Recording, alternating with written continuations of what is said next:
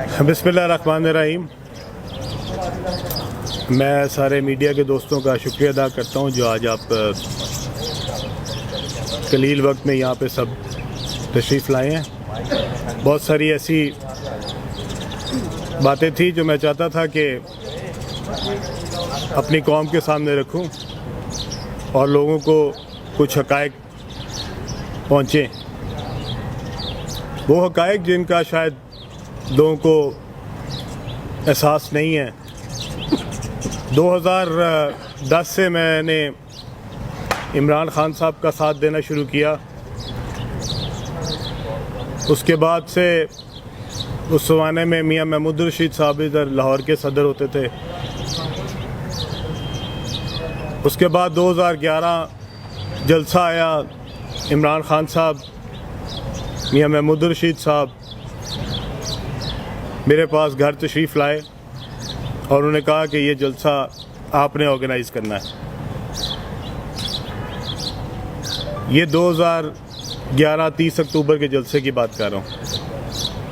उसके बाद से लेके 2018 तक शायद ही कोई ऐसा इवेंट, कोई जलसा, कोई जुलूस, कोई रैली, कोई एहतजाज हो जिसकी एडमिनिस्ट्रेटिव ज़िम्मेदारी मेरी ना हो और मेरी टीम की ना हो।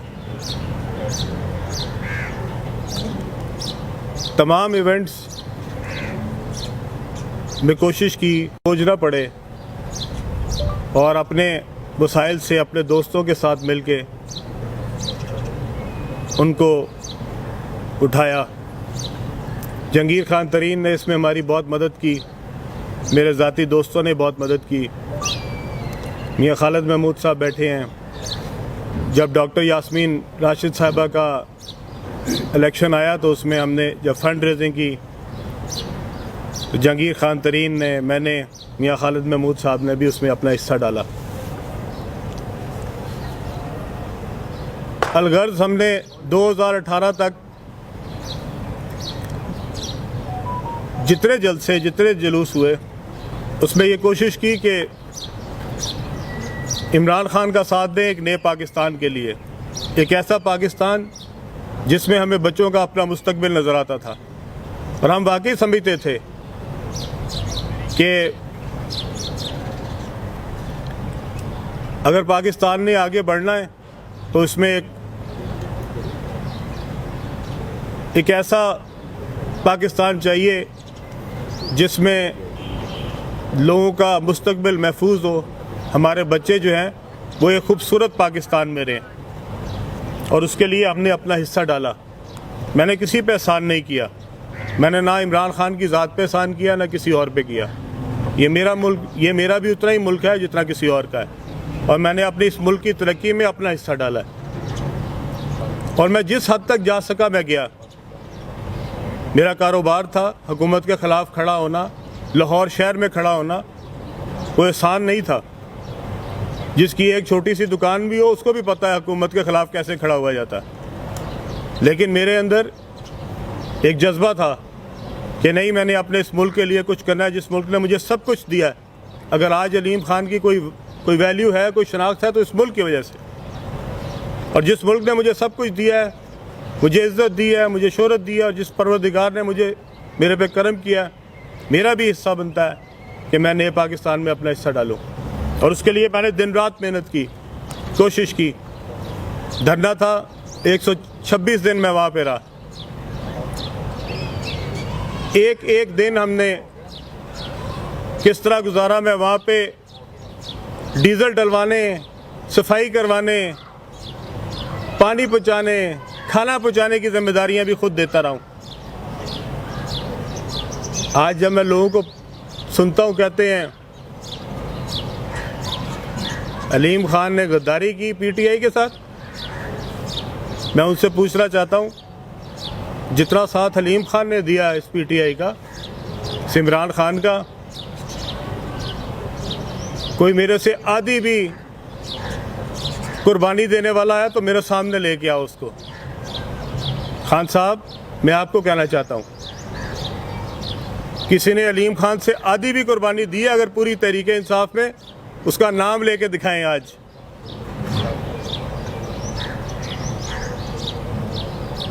2018 में मैंने एमपी और एमएनए सीट पे इलेक्शन लड़ा। एमपीए सीट पे मैं एमपीए बन गया, एमएनए सीट पे मैं हार गया। ये 25 जुलाई 2018 की बात कर रहा हूँ। 25 जुलाई के बाद 26 जुलाई को रिजल्ट निकला। 28 जुलाई को मुझे नैब से पहला नोटिस वसूल हो गया। 31 जुलाई को मुझे दूसरा नोटिस आ गया। 3 जुलाई को मुझे तीसरा नोटिस आ गया। 7 जुलाई को मुझे चौथा नोटिस आ गया। ऐसा कौन सा मैंने कारनामा कर दिया था 25 जुलाई एमपीए बनने के बाद कि आपने मुझे 10 दिनों के अंदर 4 दफ़ा नैब के दफ्तर बुलाया। मैं तो 2007 से लेकर 2018 तक कुछ भी नहीं था। मैं तो ना काउंसलर था, ना नाज़िम था, ना एमपीए था, ना वज़ीर था।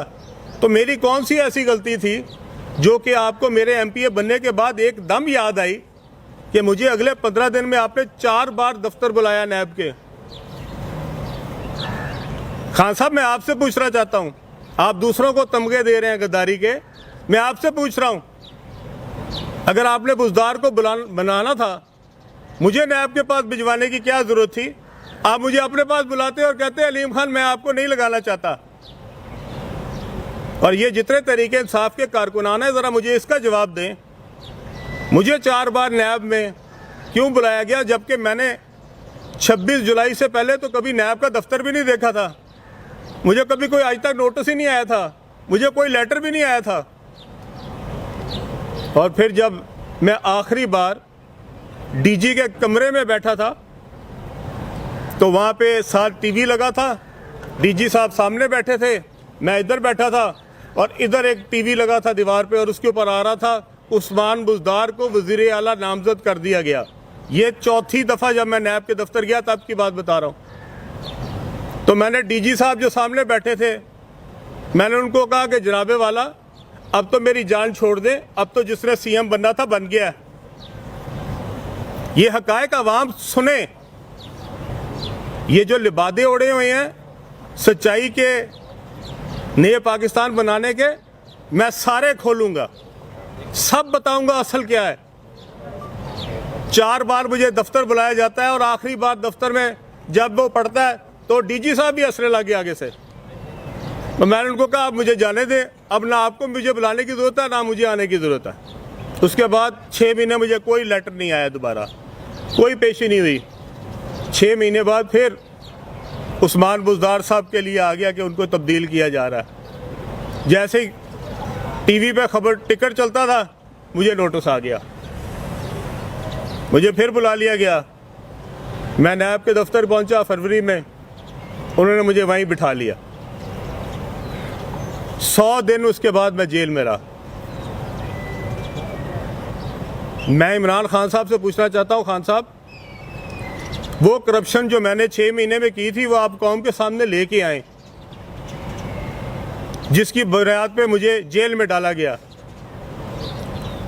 अगर मेरे खिलाफ इतने सबूत थे तो आज तक रेफरेंस क्यों नहीं बना?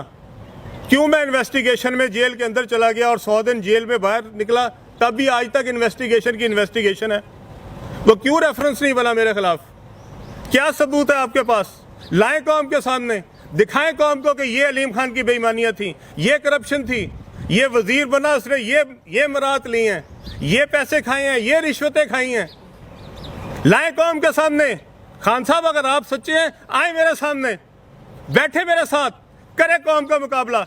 मैं भी आपके साथ बैठता हूं और मैं आपको वादा करता हूं कौम के सामने, अगर मैं झूठा हुआ मैं कौम के सामने जाके अपने आप को गोली मारूंगा। नहीं तो इमरान खान हिम्मत करे, इमरान खान बाहर निकलो, आओ मेरे सामने, करो मेरे सामने मुकाबला।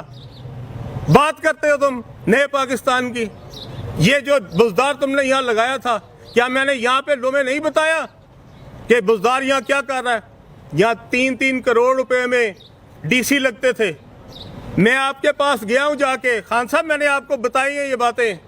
यहाँ पे कमिश्नर लगाने का अलग रेट है, एसपी लगाने का अलग रेट है, कोई तबादला नहीं होता जबकि सीएम सेक्रेटेरिएट में पैसे ना दिए जाएं। क्या आपको ये सारी बातें नहीं पता? क्या आपको एजेंसियां ये रिपोर्टें नहीं दे रही थी? फरा का क्या किरदार था यहाँ पे? कहाँ पैसे जाते थे? क्यों नहीं बताते कौम को? क्यों धोखा दे रहे हैं? क्या आपको ये सारी बातें नहीं पता थी? और आप हमें समझाते हैं नया पाकिस्तान। आज आपने परवेज इलाही को 183 मेंबरान हैं पीटीआई के पंजाब असेंबली में, 183 मेंबरान में से आपको कोई एक अपना साथी नजर नहीं आया, कोई एक कारकुन नजर नहीं आया, कोई एक शख्स इस काबिल नजर नहीं आया कि वो आप उसको कहे कि ये पीटीआई है और ये हमारा कायद होगा। आपने परवेज इलाही से सिर्फ 5 वोट एमएनए के लेने के लिए, वो परवेज इलाही जिसको कहते थे आप पंजाब का सबसे बड़ा डाकू है, वो परवेज इलाही, ये आपका नया पाकिस्तान, ये नए पाकिस्तान में आपने बुनियाद रखी, ये आप कौम को दिखा रहे हैं। सबसे बड़ा डाकू किसने कहा है? मैंने नहीं कहा कभी परवेज इलाही को सबसे बड़ा डाकू पंजाब का, ये जनाब ने कहा है। आप जिसको पंजाब का सबसे बड़ा डाकू कहते थे, आज आप उसकी जमात के सारे 183 वोट उसको डालना चाह रहे हैं और हमें कह रहे हैं कि हम गद्दार हैं, हम गद्दार हैं। परवेज इलाही को वोट डालना, हम गद्दार हैं। परवेज इलाही साहब को अगर वोट डालना था, खान साहब ये 26 साल की जो मूवमेंट है इसकी जरूरत क्या थी? परवेज इलाही साहब तो पिछले 40 साल से हुकूमतें कर रहे हैं, उन्हीं के साथ मिल जाना था। आखिर में अगर परवेज इलाही के 5 वोटों के लिए सब किया, और उसमें से मैं सलाम पेश करता चौधरी शुजात हुसैन को, उसका बेटा जो एक मुहब्बे वतन बाप का और एक सच्चे बाप का बेटा है, उसने जाके अपोजिशन के साथ खड़ा हुआ, उसको भी कहे गद्दार। कौन ना गद्दार? चीमे को भी। हम तो गद्दार बन गए। तो आपको जिसने वोट नहीं डाला, के चीमे ने पैसे ले लिए, के सालिक ने पैसे ले लिए, हिम्मत करो को। आज जो आपने यहाँ पे बाजार लगाया हुआ है मोनोसलाई ने, जिसमें 5-5, 6-6 करोड़ रुपए की बोलियां दी जा रही हैं, मैं चैलेंज करता हूँ यहाँ पे कम से कम 50 बंदे ऐसे हैं जिनको वहाँ पे ऑफर आई हैं, और वो जो वहाँ पे कह रहे हैं, आप कह रहे हैं लोगों ने बिकना है। अलीम खान पे लगाओ इल्जाम के इसने पैसे ले लिए, कोई लगाए तो सही। कितना अफसोस की बात है कि आपके साथ जब आप गालियां देते थे परवेज इलाही को, तो वो पाकिस्तान का सबसे बड़ा डाकू था, और आज आपके साथ मिल गया तो वो नए पाकिस्तान की बुनियाद रख रहा पंजाब में। अब नया पाकिस्तान जो है वो परवेज इलाही साहब बनाएंगे। अफसोस होता है मुझे आपके ऊपर, और अफसोस होता है उन लोगों के ऊपर जिनको कोई असलियत का, हकीकत का पता ही नहीं है। दिल दुखता है। हम भी इस जज्बे के तहत इस पीटीआई में आए थे। मैंने 2010 से लेकर 2018 का बड़ा मुश्किल वक्त निकाला है, खड़ा रहा हूं, पीटीआई के साथ एक एक दिन गुजारा किया है। यहां पे सबसे ज्यादा अगर किसी को टारगेट बनाया गया तो वो अलीम खान था पंजाब में। मैं एक दिन भी पीछे नहीं हटा। आज आप कहते हैं परवेज इलाही को वोट नहीं डाल रहा, ये गद्दार हो गया। ये परवेज इलाही के मैंने आपको मिन्नतें करके कहा था कि परवेज इलाही के साथ वहां पे सीट एडजस्टमेंट कर दें, अगर पीटीआई ने वहां पे गुजरात में सीटें जीतनी। मैं था जिसने कहा था आप सीट एडजस्टमेंट करें। खान साहब आप तो उस दिन मुझे जो बातें कहते थे, यहां बताऊं कौम को परवेज इलाही के बारे में क्या कहते थे, कैसे बदलते हैं। यही तो वो फर्क था जिसके लिए हम पीटीआई में आए थे। और अगर 5 सीटों के लिए समझौते करने थे तो इतनी बड़ी तहरीक चलाने की जरूरत क्या थी? 5 सीटें थी उनके पास, उसमें से भी 2 लोग आपको वोट नहीं डाल रहे, तो 3 वोटों के लिए आपने ये सब कुछ किया। आज आपके पास अक्सरियत नहीं, आप कहते हैं इंटरनेशनल साजिश हो गई। आज आप मेरी तस्वीर लगा कहते हैं ये अमेरिकन एम्बेसडर को मिल रहा है। खान साहब, मैं अमेरिकन एम्बेसडर को आपके घर मिला था आपके साथ, तो क्या कहूँ, आज आप भी गद्दार थे, अमेरिकन एम्बेसडर को मिले। और मैं तो कोरिया के सफीर को भी मिलता हूँ, मैं तो ऑस्ट्रेलियन सफीर को भी मिला हूँ, मैं तो जो सऊदी सफीर है उसको भी मिलता हूँ, मैं यूएई के सफीर को भी मिलता हूँ। तो क्या ये गद्दार है सारे? और जब आप मिलते हैं, जब आप अपोजिशन में थे, क्या आप अमेरिकन एम्बेसडर को नहीं मिलते थे? क्या आप यूएस एम्बेसडर को नहीं मिलते थे? क्या आप ईयू के एम्बेसडर को नहीं मिलते थे? उस दिन गद्दार थे। कैसी बातें करते हैं आप। वो यहाँ पे एक आगे एमपीए को मिलता है, आप कहते हैं उसकी तस्वीर लगा दी। ये एक एमपीए अब पूरी हुकूमत गिराएगा। अब वो कल किसी काउंसलर को मिल जाए, आप उसको भी गद्दार बना दें। कि वो काउंसलर जो है अमेरिका के साथ मिल गया, तो खुदा का ही खौफ कर लें। हमें आज तक जितने एम्बेसडर मिले हैं, हम उनको अब गद्दार कहना शुरू कर रहे हैं। इस मुल्क के ऊपर रहम करें। ये नहीं हो सकता कि आप क्रिकेट मैच तब तक खेलेंगे जब तक आप जीत रहे हो, और जिस दिन आपकी पसंद नहीं होगी आप विकेट उठा के भाग जाएंगे और आप कहेंगे ये स्पोर्ट्समैन स्पिरिट है आप में। इलेक्शन हो रहा है, कानून के तहत हो रहा है, आपने असेंबली तोड़नी थी, तोड़ देता पहले, किसने रोका था आपको? आपके खिलाफ जब अदम एतमाद पेश हो जाए आप असेंबली नहीं तोड़ सकते, यही आइन कहता है, यही कानून कहता है। यह कौन सा असूल है कि जनाब या तो हमारी तरह, नहीं तो चलो विकेट उठाओ और भागो। यहां पे आपने करा दी, कल आपके नंबर पूरे नहीं थे, पूरी कौम ने देखा। यहाँ हमारे पास सारे साफी बैठे हैं, सबने गिनी है वो गिनती। वो 199 बंदे जो अंदर बैठे हुए थे, वो 199 आपके मुखालिफ है। आपको तो 186 हमें सारे वोट चाहिए, आपके खिलाफ वोट डाल रहे हैं। और मैं पूरी कौम के सामने वादा कर रहा हूं, जिस दिन मैं वोट डालूंगा उसके 2 मिनट के अंदर अंदर अपना साथ इस्तीफा दूंगा। मुझे कोई परवाह नहीं किसी एमपीए सीट की, मुझे कोई परवाह नहीं। मैं सीनियर वजीर से हटाऊं, कितने लोग हैं जो खुद वजारत से हट के जाते हैं, हट के दिखाया है। अगर मेरा असूल है, आज मेरे पास एक एक मैसेज पड़ा खान साहब आपका, जो आपको मैंने उस्मान बुज़दार के बारे में लिखा है, और आपने मुझे जो उसके जवाब दिए सारी कौम के सामने मैं लेके आऊंगा। एक एक करप्शन मैंने बताई हुई है आपको, एक एक बात बताई हुई है। ये मैसेजेस इसमें महफूज हैं, पूरी कौम के सामने आएंगे। शीशे के घरों में बैठ के मत किसी को पत्थर मारो। जितना अलीम खान आपको जानता है कोई नहीं जानता, जितनी मुझे आपके बारे में मालूमात है किसी को नहीं है। चुप हूं कि जब किसी के साथ चलो तो थोड़ी लिहाज होती है, थोड़ी शर्म होती है, शर्म आती है। आपको तो कोई शर्म ही नहीं आई कि आपने अपने इतने मुखलिस साथी को पकड़ के जेल में डाल दिया। ये आपकी नया पाकिस्तान की बुनियाद। जहांगीर तरीन की बेटियों के खिलाफ आपने पर्चे करा दिए। वो जहांगीर तरीन जो आपके लिए दिन रात मेहनत करता था।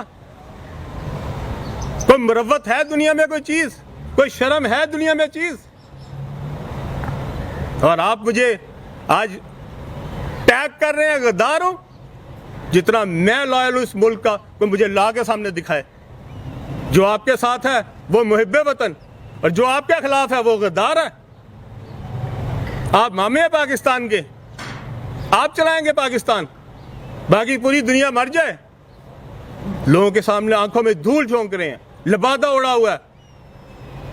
मैं जितनी देर जिंदा हूं मैं अपनी कौम के सामने सच बोलूंगा, और एक में किसी में हिम्मत है लाए निकाल के लाए कोई चीज मेरे खिलाफ, मैं पूरी कौम के सामने चैलेंज कर रहा हूं। आज निकाल के लाए अलीम खान ने कोई रिश्वत ली है, निकाल के लाए कोई फायदा लिया है, निकाल के लाए कोई ठेका, कोई चीज मुझे आज तक मिली है, मैंने कोई फायदा लिया हो।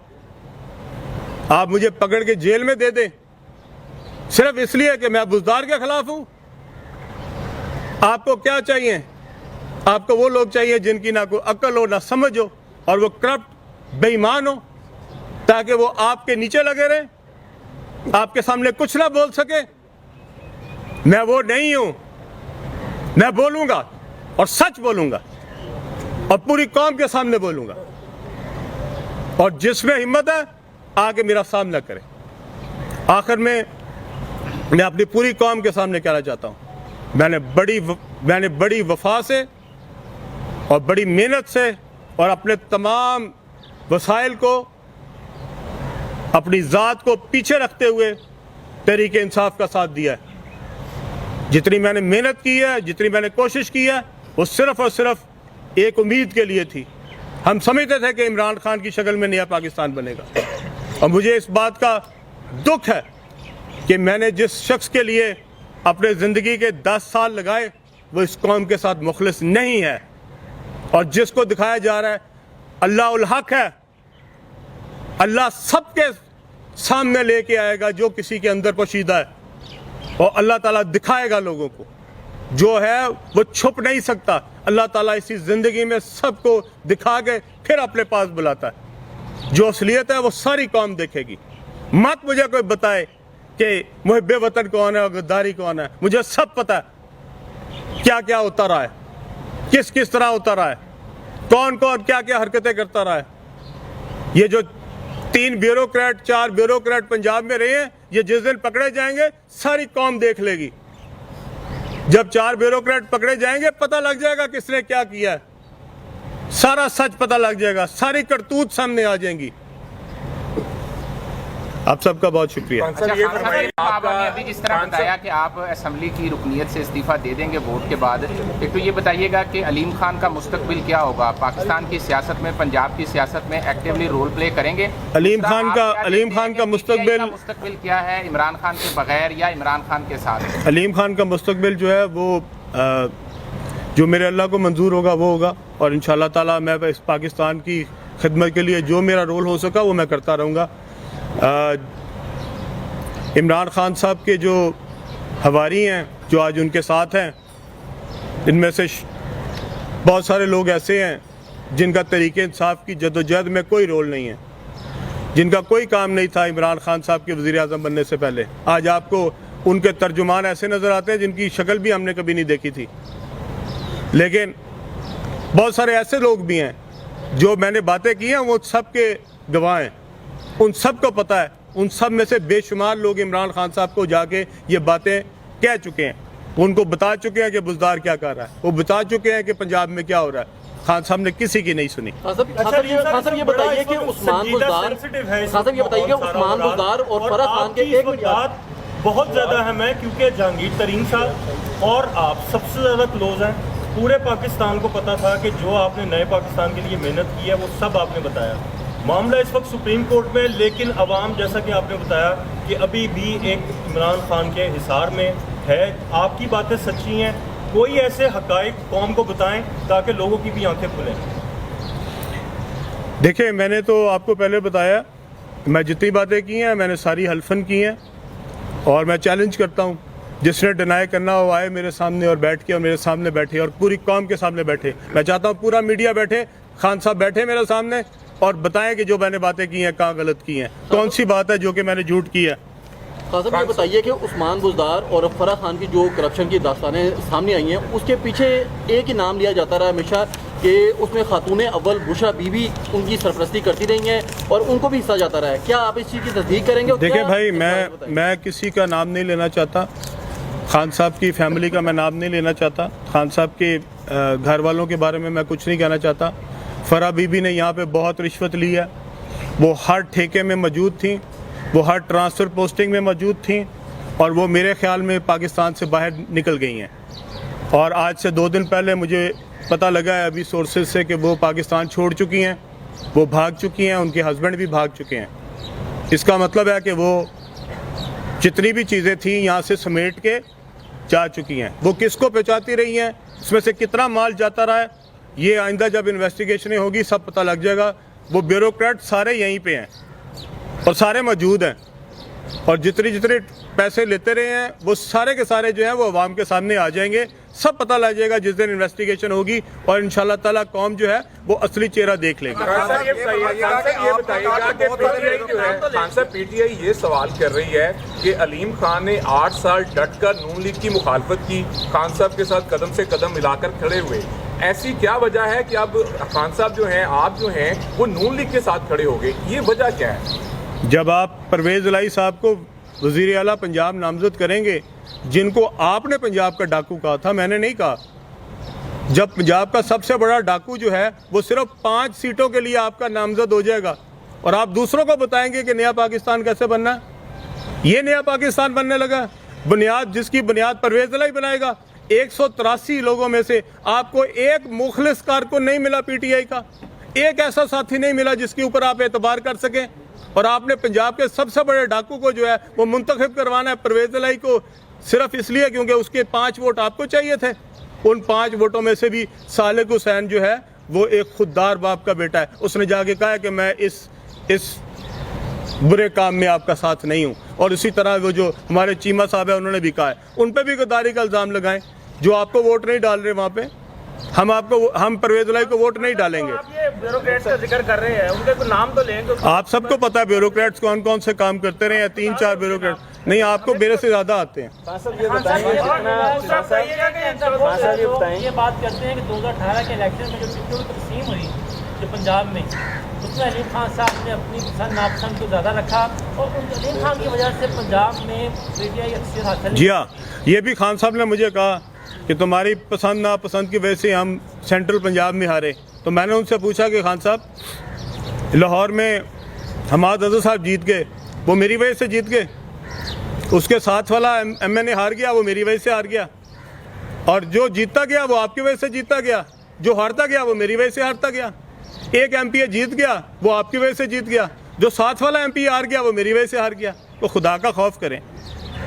मैंने सबसे बेस्ट कैंडिडेट्स पुट किए गुजरांवाला में, हम सारी सीटें गुजरांवाला में हार गए। क्या वो मेरी पॉपुलैरिटी के वोट ले रहे थे? वो खान साहब आपकी पॉपुलैरिटी के वोट ले रहे थे। अगर किसी जगह आप ज़्यादा पॉपुलर थे तो वो हमारा कैंडिडेट जीत गया, अगर किसी जगह आप पॉपुलर कम थे तो हमारा कैंडिडेट हार गया। इसमें मेरा क्या कसूर है? लाहौर में अगर ज़हीर अब्बास साहब हार गए और उनके चचा जो खोखर साहब हैं वो जीत गए, तो अब ज़हीर अब्बास मेरी वजह से हार गया और चचा जान आपकी वजह से जीत गए। ये को इंसाफ तो करें। अच्छा खान साहब, ये बता दें कि आपने कभी जो जेलें जो आपको काटनी पड़ी है, क्या कभी गुजरात के खिलाफ आपने कंपेन चलाई? और दूसरा ये बता दें कि आइंदा इंतखाब जो आप नून लीग के टिकट से लड़ेंगे या को अपनी पार्टी बनाएंगे? जो देखिए, मैं अभी ये नहीं कुछ कह सकता कि मेरा अगले का सियासी लाएमल क्या होगा नहीं होगा, ये वक्त बताएगा।